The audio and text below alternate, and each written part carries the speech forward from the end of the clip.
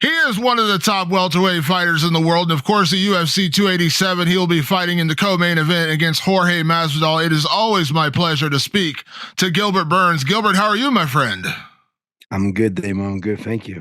How is everything? I know we spoke literally, I think it was like the day after or 2 days after the fight got announced. So it was a couple months ago. Now here we sit, basically a little over a week away, 2 weeks away from the fight.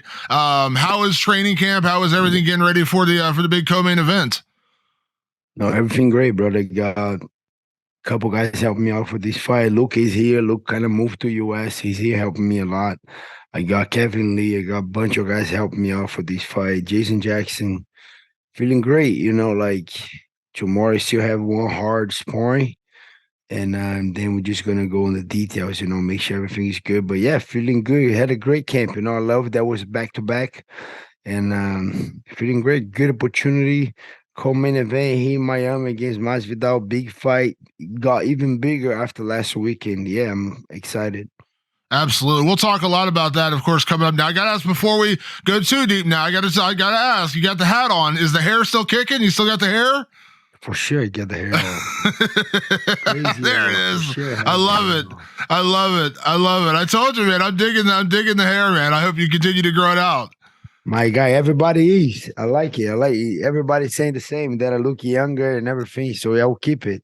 I love it. I love it. So let's start there with what happened last weekend, because we talked before the fight. And you were one of the, I know you have a tremendous relationship with Kamaru. You trained him for years to get, obviously you fought, but you were one of the few people I talked to, professional fighters I talked to, who initially gave Leon a chance. Like, you gave him a better chance than most in the first fight. He pulls off the upset. He comes back. What did you think of the rematch? I think a lot of things. I think Leon came with the perfect game plan. A lot of kicks, the guy's gonna be worried about the head kick, but he kicks so good. He has a great kicks. Kicking game like sharp. So he started with the low kicks, then he body kicks, and then Kamaru was too worried about the head kick that the body was hurting him, leg was hurting him, and then front kicks, and then knees, and then the lateral movement, and then the takedown defense. I was impressive too. But the guy that getting a lot of hit on the body, your gas tank kind of slowed down a little bit. You're not the strongest man anymore. So I think Leon fought the perfect fight that he could fight against Kamaru. And then the other hand, I think Kamaru wasn't 100% mentally for that fight. Too much, like worrying too much about the head kick.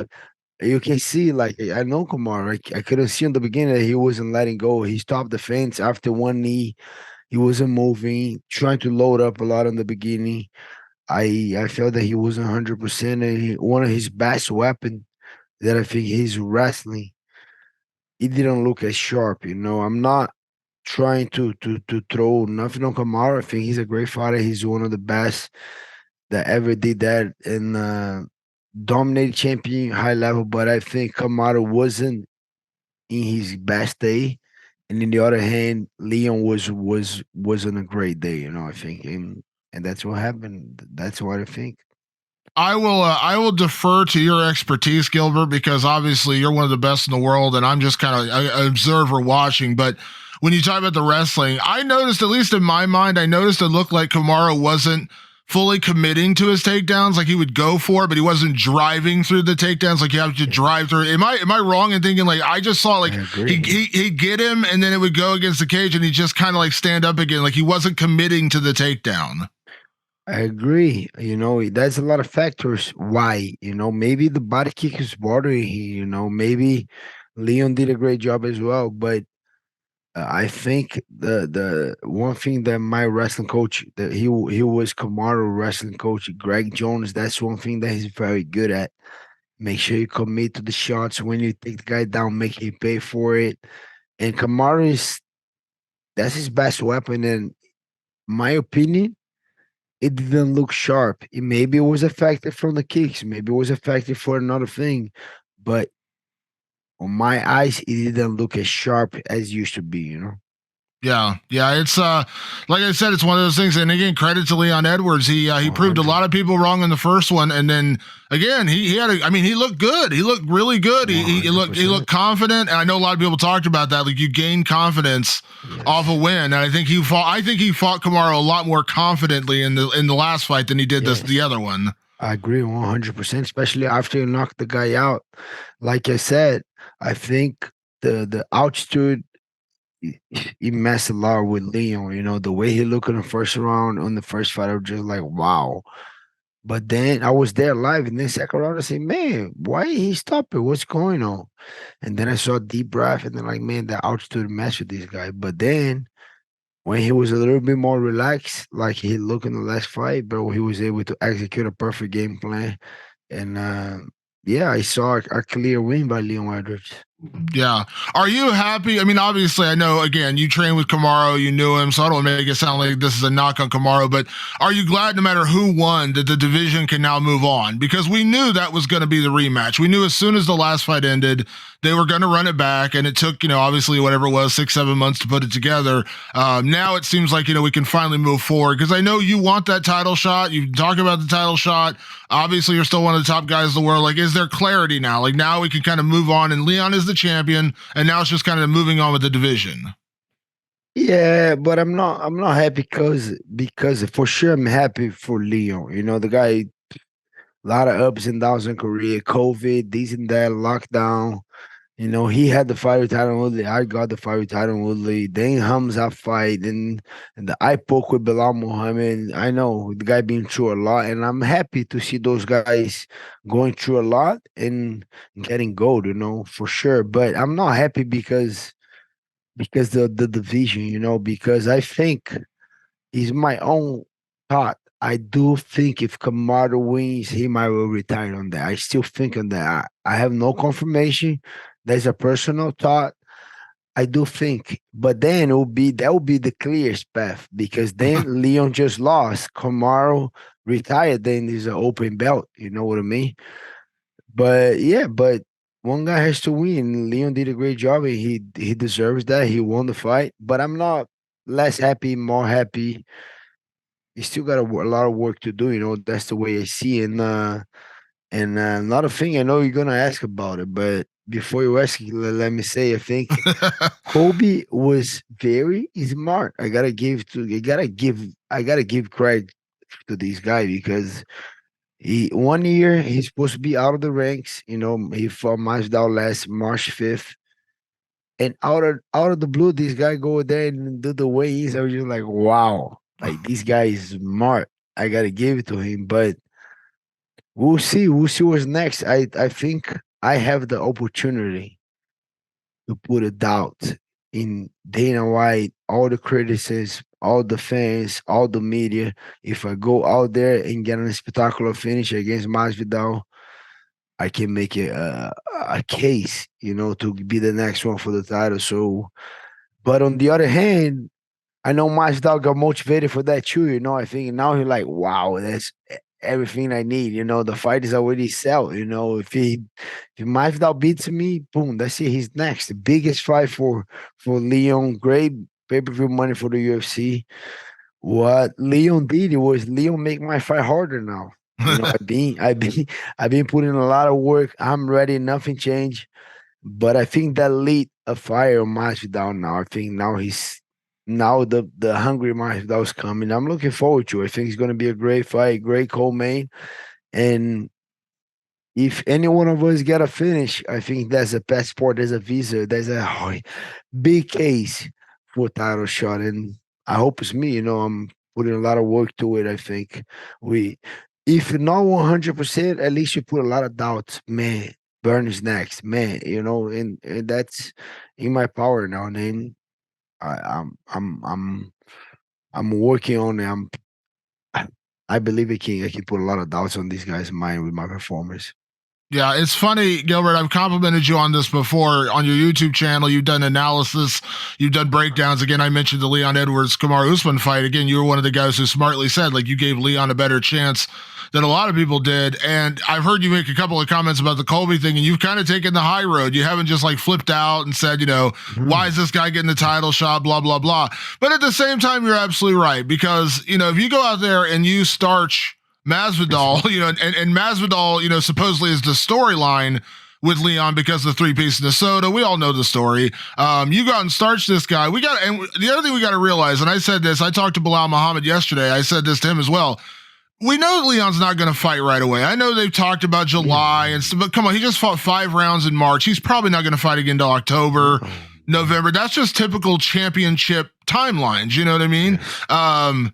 A lot can change between now and September, October, November. You know what I mean? You go out and knockout dominantly beat Masvidal, as you said. A lot can happen between now and then. There's no guarantees. Colby doesn't have a contract in his hand. Yeah, I agree, but I don't hate on Colby. I think in UFC, I don't think he offered Let me make it. I think something happened with the UFC that Masvidal and Colby couldn't fight. Now both can fight. So I think it's a good deal going on with these guys. They drop the charge, something like that. I think, that's my thought. That's why they kind of give the title to Colby. But I'm not complaining, bro. I never was. Nothing was ever given to me. Everything came with a lot of sacrifice, a lot of work, like a lot of ups and downs, way more ups than downs, but a couple of downs too. And I'm not here to complain. Hey, Colby did this. Colby's gonna do Colby, bro. Like, I gotta do me. And I do believe I could be here like Bilal Muhammad is, like, crying about it. Oh, this guy, that guy. Or I can just fight my way through, and beat this guy. Like, what now? Like, you want to put this guy. Let me go there. If you guys don't give me a value, I don't deserve to be here. Okay, let me go. So that's what comes on my mind right now. I'm not a complainer. I'm just gonna I'm putting a ton of work for this fight, bro. That's one of the training camps that are being more disciplined every day. Like, doing a lot of things, making sure I'm going to be 100% there. And whenever it comes April 8th, I got to execute that and put my name out there, So, yeah, I do think I can change this story in this division. Yeah, absolutely. And listen, you mentioned it, Masvidal, has a little different motivation now because because he wasn't getting back to Usman. We both know that. He lost twice. He got knocked out in the last one. He wasn't going to get a third fight with Kamaru, or if he was, it wasn't going to be anytime soon. But there actually is, there is legitimately a world where Masvidal gets a title shot right now. Like, it's legitimately could happen. You are the roadblock, but that adds a lot of motivation. And I think Masvidal knows, at least in my opinion, I think Masvidal knows he's got like one really good last run in him. He's 38, he doesn't have a lot of time left. And this is it, like this. And so when you got that kind of stakes, you're going to leave everything in that cage. You know what I mean? And so you're going to get the absolute best Jorge Masvidal. I agree. I think he's going to come danger. And the guy's mean, like, he's gonna try to pull me out. I know. I remember those 2 extra points on Ben Askren. I know if he put me out, he's gonna throw that. And that little fear, he kind of motivates me for the good. I'm putting a crazy amount of work. I know how dangerous he is. 51 fights, great takedown defense, great boxing, great kicks, both stance. He can grapple too. Good get-ups. I think the guy is very dangerous. People kind of forgot how good and mean this guy is because the way he lost to Colby and the way he lost to Kamaru. But this guy's mean, bro. I'm gonna be alert for 15 minutes. And I'm gonna try to finish this guy and hurt him because I know he thinking the same way. Yeah, well, I know when we spoke back in January when the fight first got announced, and we talked about the whole 3-round versus 5-round thing, and you've had a little different mentality even since the Hamzat fight, where you said, I don't want to go out there and just have decisions. I don't want to go out there and just win. I want to put I'm putting words in your mouth, Gilbert, but for lack of a better way of saying it, savage beatdowns. You want to go out there and just absolutely beat these guys. Yes. So, like, we're talking about, like, Masvidal's a little more dangerous. It feels like you're more dangerous right now. It feels like you're in a different mentality right now where you want to win, obviously, but you're also going out there to make a statement in a different way. It's not just about the win. It's about punishing these guys. It's about, savagely beating. Is that safe to say that that's what you want to do to Masvidal? Yes, I want to savagely beat these guys because, man, freaking decision don't get me nothing. You're going to get 2 checks. Yeah, nice. But I'm not here to get 2 checks. I'm here to destroy these guys and be the next guy and get this title. That's why I'm here. That's why I freaking wake up, go to the freaking cold plunge and do all this shit, training hard, do mobility, do this, do that, go sauna, go these, extra PT, extra trainer, pay guys to do the breakdown for me and do a lot of work because I want to be the best. I want to become the best. So if I go out there and get a decision against Masvidal, I'm going to be freaking mad. That's what I don't want that. I want to dominate him from the beginning to the finish.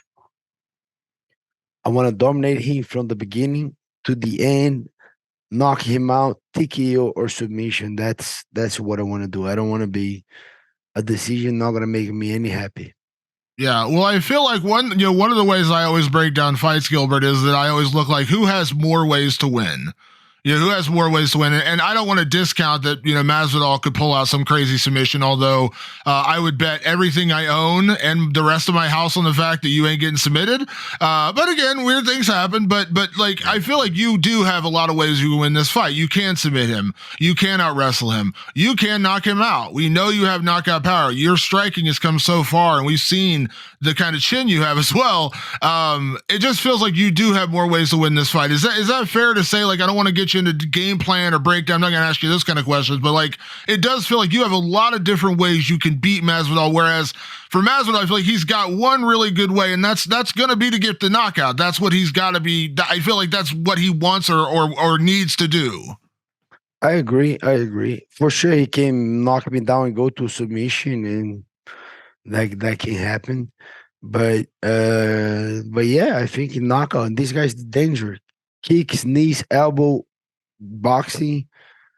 Yeah, I think the only thing that I would say, this guy calling me. Can you see it? Look at Ali calling right now. FaceTime. So I think the only weakness I would say on his game might be the cardio a little bit. That's the only thing. Yeah, after the fight, he's always like getting that deep breath. That's the only thing. But good grappling, good kicks, good punches, good knees, good elbow, good IQ. He hurt Kamaru a couple of times in that first fight. He rocked Colby at 5th round. He did what he did with Nate Diaz. He did what he did with Ben Askren. He did what he did with all these guys. Cowboy Cerrone and a lot of guys. So he's danger. But I agree. He's the dangerous fight will be on the feet. That's when he's the dangerous. But so do I, bro. If my hands connect on him good, that's a good night, brother. But I think you have the strike and the grappling. Those are 2 ways to win the fight. Yeah, absolutely. But I think, like you said, you go out there and make this statement. That's where you start to get that a little bit of doubt starts creeping in their heads, because I think a lot of people, before the whole Colby thing happened, I think a lot of people, and this is, even beyond Bilal, but I think a lot of people were already looking at you and Jorge as kind of like a number one contenders fight, especially because of Leon, because you fought Usman, he fought Usman. If Usman had won, maybe it'd be a little different scenario, but because Leon is still champion, I think a lot of people saw this as a number one contenders fight. And I still, again, I'm not going to rehash the whole Colby thing, but I still think you go out there and knock this guy out, dominantly beat him. Again, like you said, you start putting that doubt in people's head. Like, we want to see Gilbert in there. And I think that's kind of the performances you put on recently. And again, as well as I do, the UFC listens to the fans. They listen to that. And I feel like that's what, and you always planned on doing that anyway. Before Colby stuck his head out again and came out of witness protection, you already had that plan to go out there and beat Jorge that way. That's the plan, like, I think everything is on my hands right now. It's a good pressure to have, I Sometimes I don't like a lot of pressure, but I've been kind of getting used, fighting at home, fighting this big fight, fighting that guy that I fighting Hamza Shimaev, the guy that no one wants to fight, and I took it. Fighting New Magny in Brazil, a lot to lose, not much to win. Fighting Masvidal at home, number 5 against. I've been kind of learning with a lot of pressure, and that's a good pressure to have. I know everything's on my hand. If I go out there and beat the crap of Masvidal, I might, maybe not, but I might. Yeah. Before I get you out of here, Gilbert, let me ask you. I know it seemed like it all kind of got resolved, but I haven't talked to you since this whole thing went down with the Ultimate Fighter. Of course, your teammate was out there to fight. And he ended up getting in the UFC and got a win, which was awesome. But I know you had put out the comment, and then we later learned that exactly what you said was true. That Conor McGregor got the coaching spot, and he basically brought in a couple of his own guys, and they booted a couple of guys out. One of them being your teammate. Now I had talked to Michael Chandler right before he went to go coach, and he had said, "Man, I wish I could have Gilbert out there with me because he wanted you to coach, but obviously you were in the middle of your training camp, so you couldn't really do it." But I don't know. You tell me. Like again, you're a very analytical guy, but were you happy with the way things played out? Your guy got in, he got a win. It was a great performance, but I think it rubbed a lot of people the wrong way the way that whole thing went down. Yeah, the only thing was the craziest thing that people don't know is we have a guy on our team, Esteban. He was fighting the John Jones card, and he got an opponent pulled out. And Loic was his opponent. So we have our guys fighting each other on that fight. Loic, the fight that Loic did, he fought against our own guys. So they training partner, they have to fight each other in the UFC.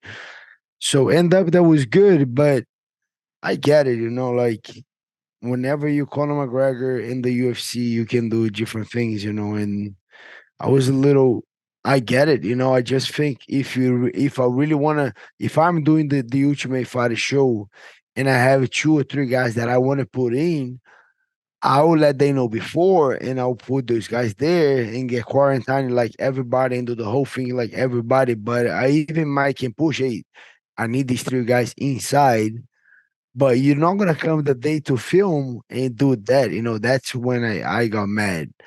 And but it is what it is. I'm happy that Larky is in the UFC. First fight, unfortunately, was against our own guy Steban, but yeah, it's good that at least now he's in the UFC. I'm very happy. And short notice, he got a fight in 5 days, kill himself to make weight. But I think Larky gonna make a lot of noise on the lightweight division. Yeah, let me ask. I know, of course, you're getting ready for your fight. I know when he returns and they finally book it, I'm quite sure you'll be a big part of Michael's camp, Chandler's camp. You guys have been training partners for a lot of years. Obviously, you're going to back your teammate. I know that, but again, you're a smart guy. You're an analytical guy. How do you see Chandler against Conor going? I think it's gonna be a first round fight. You don't need to be 5 rounds. You don't need. It's gonna be only 1 round of that fight. Conor used to be freaking good. We don't know where he at right now. You know what I mean? Like long time we don't compete. Lost couple last fights. I don't know. Chandler, on the other hand, been having a couple wars. He's been on the wars with all these guys here in the UFC. I think it's gonna be a first round fight. Whoever hits first, that's it. No good night for the other guy. I hope Chandler wins, but Conor has a big chance too. It's a crazy fight, But Chandler, on the beginning, with that power, with the explosion, with the speed, super quick in and out. I think Chandler can knock him out, But we'll see, But first round, we're not seeing second round on that fight. Yeah, Chandler's got, him and Justin Gaethje have a lot in common that when you go into a fight with Michael Chandler, even if you win, you don't walk out unscathed. You walk out feeling like you went through a car crash. And I just, that's the question I have. Can Conor survive those moments like Gaethje did, or maybe like Dustin Poirier did? And I just don't know. We haven't really seen Conor pull through those moments. And I'm like, because you can't get hit by Michael Chandler like that. And if you can't come back from that, you're not going to survive, because that dude will put you down. Like I said, credit to guys like Poirier and Gaethje who could. I just don't know that Conor's built that way. That's a good question. Yeah, I don't know too. I don't think he's built that way. But the other thing is the opposite is true. If Conor hits first, that guy hits so freaking hard. Then I don't know if Michael will be able to take it, but I think it's gonna be first round fight, and I hope Michael wins, but it's gonna be only one round of that fight. I guarantee you that. Did you see Conor's comment about after? Because I guess he wants to fight Michael at 170, and he said afterwards he'd like a welterweight title shot. And I kind of laugh because, it's Conor, and I understand Conor gets what Conor wants. I also understand that. But it reminded me of an interview we did a couple years ago where he talked about fighting at welterweight. And you said something to the effect of, he can fight at welterweight. He might even get a couple of wins. But if he gets in there against the top 5 guys, it's just not a fair fight. It made me think of that quote because it makes it sound like I don't like Conor. I think Conor's an incredible fighter. I just think Conor's lightweight. I think he's an incredible 155 pounder, incredible featherweight. 170 is just a different animal, and there's nothing wrong with that. I agree. I don't think the only thing that he can do at 170 make whoever's the champion reach. I hope it's me, but if it's Leon, if it's Colby, if whoever it is, you're gonna get a lot of money. But I don't think it's gonna be a hard fight. I think Conor is tough one. When his mind is in there, when he's commit training, no whiskey, no crazy stuff. If they lock him up in these guys focusing training, he's very dangerous. I don't think that's the case, but that's at 55. At 170 is a whole different game, brother. We all like 190, lean, mean, fighting the best guys in the world, and these guys want to go like he think he gonna go jump out of the yacht and beat me, be one of the top 5. Guaranteed, no way he's doing that, So he should try. He should try. He's welcome to try, but I guarantee any guy on the top 5 will finish inside 3 rounds. He's done. Yeah, I agree. And again, like I said, weight classes exist for a reason, and he's an incredible lightweight. But there's a lot of good lightweights who I don't think would fare well at welterweight, and I just think that's just the reality. I agree. Well, Gilbert, it is always a pleasure and an honor to catch up with you, my man. Obviously, these last little bit of training you got going on, obviously have a good rest of your training camp. You don't have to travel too far for this one. This is nice. So you get to just go down to Miami, enjoy the crowd down there, maybe go have some Cuban food afterwards and enjoy it. But thank you as always for the time. I appreciate it. Obviously, best of luck in the fight. And let's talk after another big win. My guy. Thank you, Damo. Have a good one, my brother. You too. Talk to you soon.